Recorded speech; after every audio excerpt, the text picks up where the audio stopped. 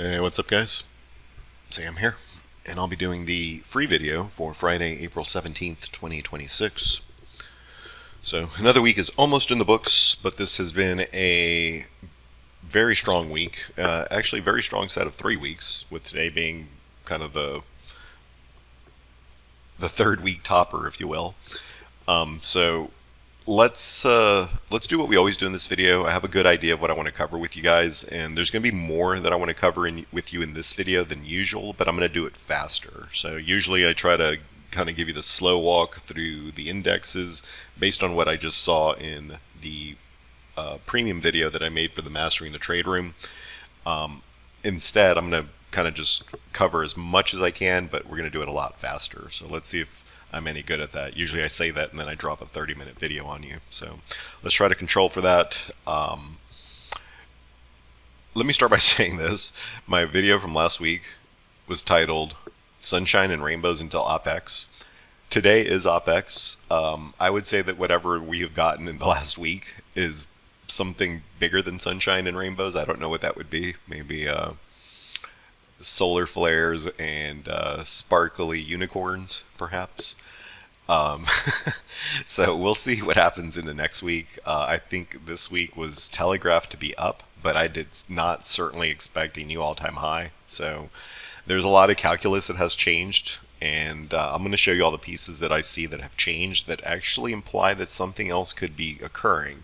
And I'm also going to show you the one thing that I'm looking at that would invalidate all of this euphoria. It's a small shot, but I have to mention it because we live in wild times. I thought it was a small shot we would make a new all-time high too, but here we are. So let's go fast and furious here. So the SPY here has improved back to a bull condition. It's up so much that it actually is not triggering a buy quite just yet, because the buys can only trigger at a specific level. So the way that this works is this is a bull 90%. It will not trigger a buy until the daily 10, which is quite a ways away. But it has transitioned from gray to green, and that is a big deal because that then puts it in good standing and increases the probability that it will hold on pullbacks if you ever live long enough to see one.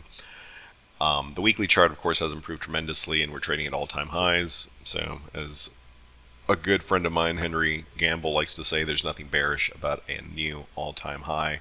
Really impressive how this little arrow down here on March 31st triggered a move to a new all-time high. You won't see that very often. Speaking of not very often, let me just show you this real quick. Somebody posted this. This is a measurement of market movement and speed.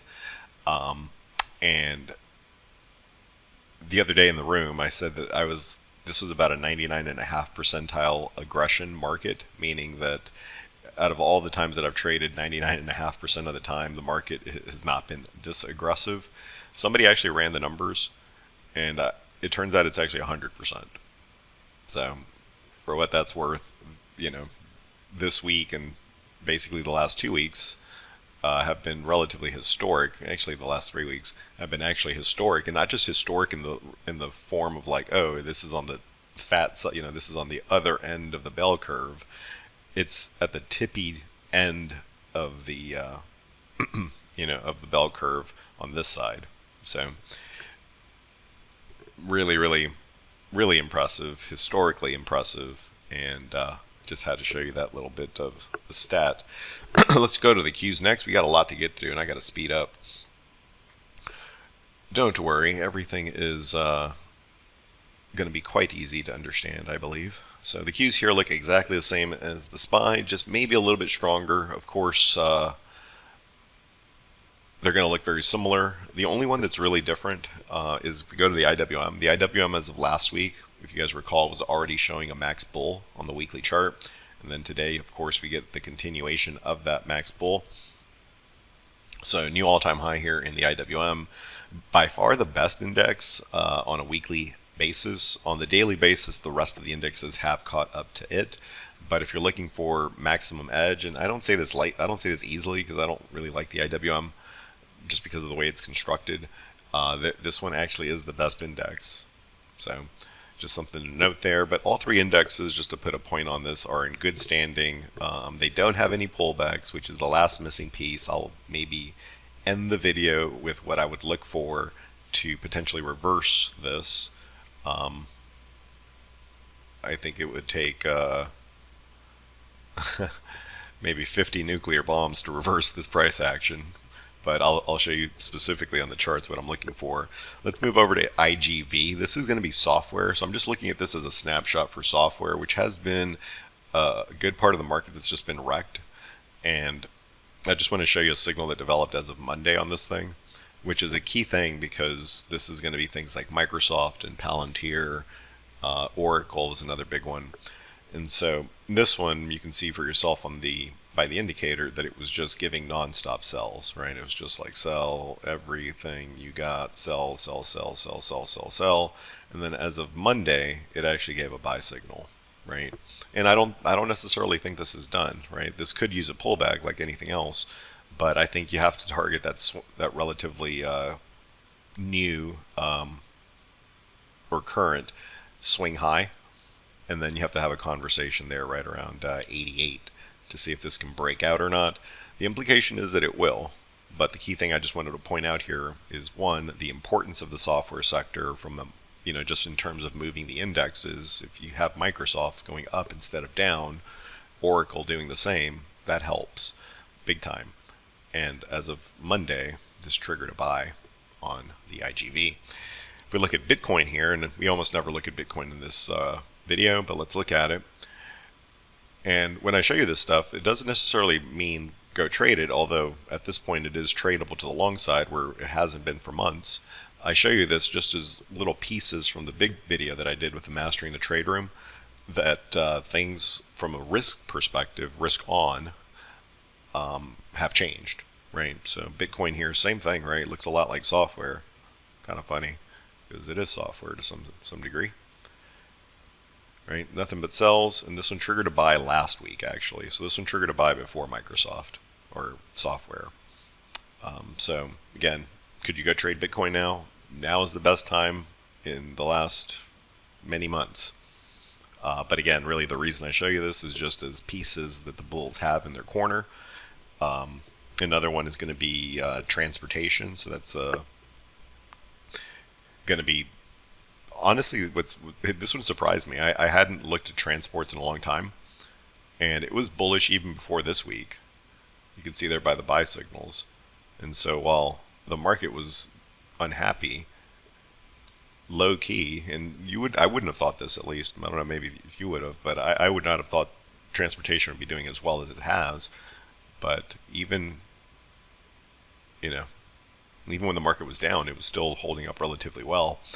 Again, just showing you transportation here as another little piece of the market that could kind of hide in the corner. And what I mean by that is sometimes you can look at the indexes, or you can kind of get lost in the Mag 7 stocks, and you have all these little pieces of the market that are falling apart at the periphery. Transportation, Bitcoin, software. We're looking at all the little corners. All of it is completely aligned, right? So that is a good amount of ammunition that the bulls will have, because they have not just the indexes, but they have all these little pieces that are important to back them up.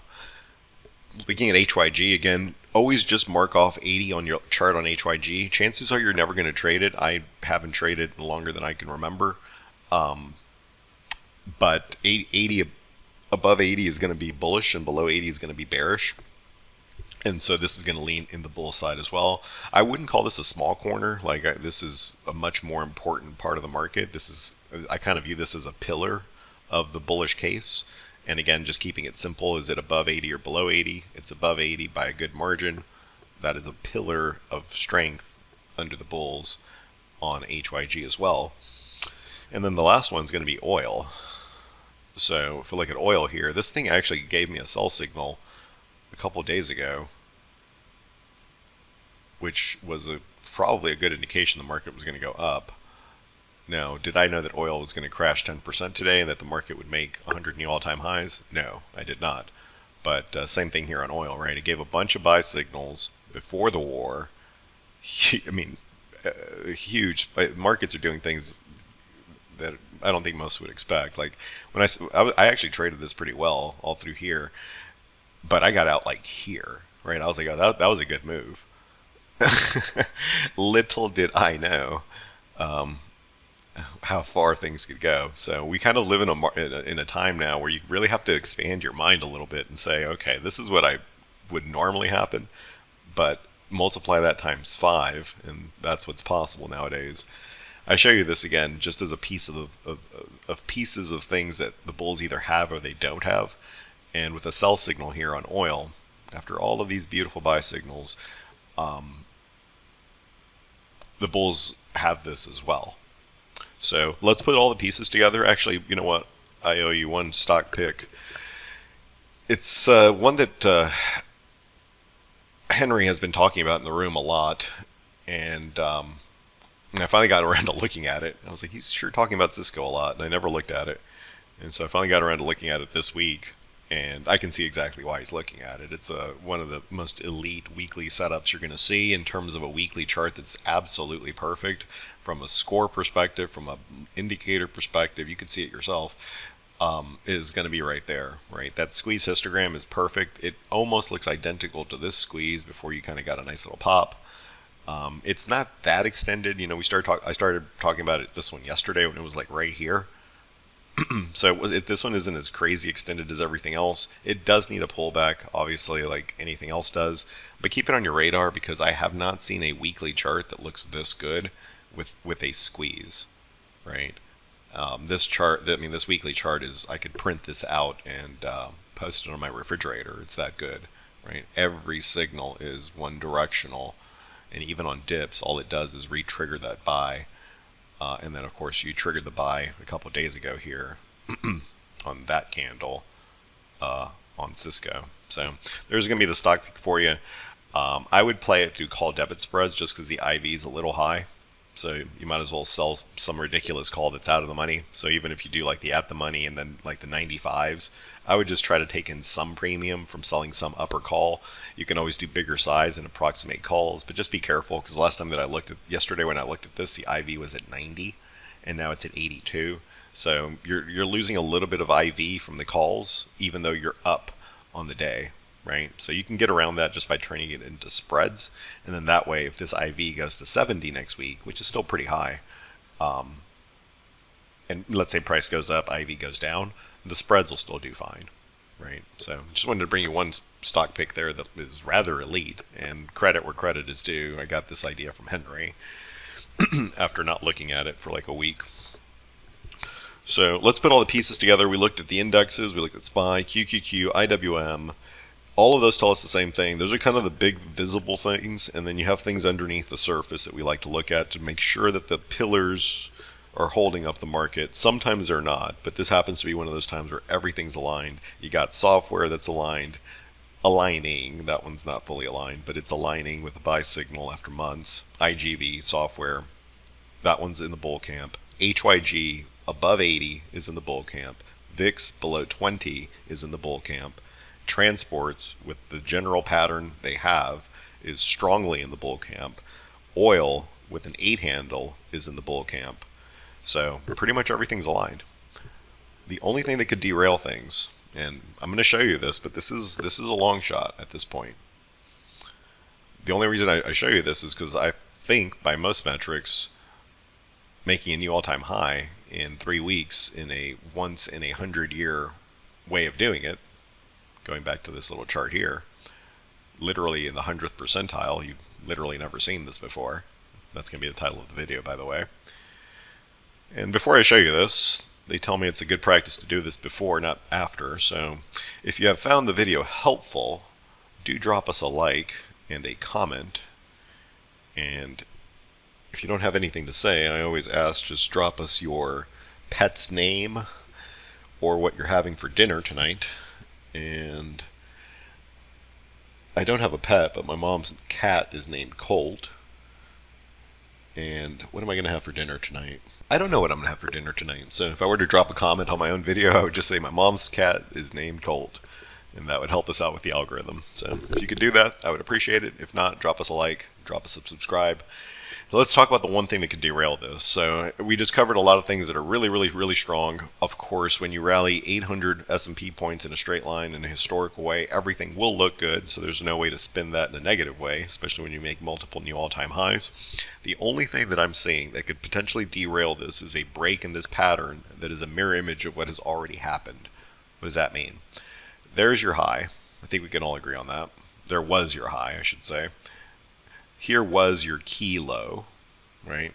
So we stretch this across. I think that's completely fair. Let me make this real pretty here. So I'm actually going to use the line tool. Right. I think that's a fair assessment of the range that the market had been trading in. Maybe it's a little bit fatter up here, right? Put a little bit more juice on that. Maybe a little bit more down here. Okay, so I think that's a fair assessment of what the trading range had been. And so what happens here? Well, you fail at resistance, right? And then you break through support, which is down here, right? So you see you break those double lines down here. This creates a trap. This is called a Wyckoff spring, or a bear trap. Essentially, anyone who traded in this box, who shorted in that box, you know, you're shorting the end of civilization tweet. Anyone who's shorted in this box, once it gets back above this line here and gets back into the range, it's not allowed to do that, right? Because that means that the trap is set. Oftentimes when you have traps like this, you will go all the way back to the top of the range right here, which it not only has done but exceeded. Here's the one thing that could derail this. If there is a double trap, I know this seems crazy and it is lower probability, and I said it's probably about a 25% probability, but this is the only thing that could derail what we're seeing. And this actually is not that uncommon. So keep an open mind. You break above and then you break back below the range, right? So if at any point the price were to break back below this previous high, right? Basically, so you can see how this is a mirror image, right? You get a trap down here, you get a trap up here, then you end up back in the range. That would invalidate everything we've talked about in the video so far. But again, I want to be clear that this is a lower probability scenario. In the higher probability scenarios that we pull back, we hold, and then we actually go higher based on what we're seeing today. Okay, so I just want to be ultra clear about this so there's no room for ambiguity in terms of what I'm trying to say with this concept, because it is a little bit, I don't want to say advanced necessarily, because all I've done is draw lines and X's and boxes. But if you haven't seen this before, it won't make as much sense. So if you haven't seen this before, the two most important patterns I think that you need to know in markets are Wyckoff thrust and Wyckoff spring. This would be a spring, and this, I won't say could be a thrust, but if it becomes a thrust, meaning it's a bull trap, essentially. Anyone who transacts in the box and then you go back in the X, that breaks it, that would then reverse the pattern, right? So let's put all the pieces together now. Again, I want to be as clear as I can in these videos. Sorry for rambling. It wasn't as short of a video as I wanted, but I had to make sure there was no room for ambiguity with what I'm trying to say. Everything that we've looked at, from the indexes to the weird corners of the market that I like to look at that sometimes are unstable relative to the indexes, today, the indexes and those corners of the market all tell me one thing, and that is up, and potentially up forever. Half joking. The one thing that I've seen that could reverse this would be exactly this pattern that I've tried to sketch out on the screen that's right now in front of you. Okay, so just be aware of that. The previous all-time high is going to be a very key level to hold. Make sure you have it marked off as a key level, bolded on your charts next week. If the back test of that level 100 years from now is successful, then we just continue to go higher into perpetuity. If you fail at the back test of the previous high, that is the one thing I see that can kind of leg sweep the bulls. Okay, yes? And of course, just remember that Cisco is one of the better looking weekly charts and should be bought on pullbacks. Alright guys, so that's my time. Let me know if you like this style where I do maybe a little bit more things and less depth, as opposed to fewer things and more depth. I never know which one to go with you guys. I just go with the one that makes the most sense at that time. So maybe that's the right answer, is just to do what makes the most amount of sense at that time. Let me know in the comments below which you prefer. Aside from that, thanks for watching the video, and I'll catch you guys next week. Cheers. Hey traders, this is Sam with Simpler Trading. I want to thank you for watching today's video. Hopefully you found the information in it helpful. If you did, leave us a like, leave us a comment. It really does help us out with the algorithm. And if you want to see us trade live with our own real money and be part of the community, come and check us out at simplertrading.com.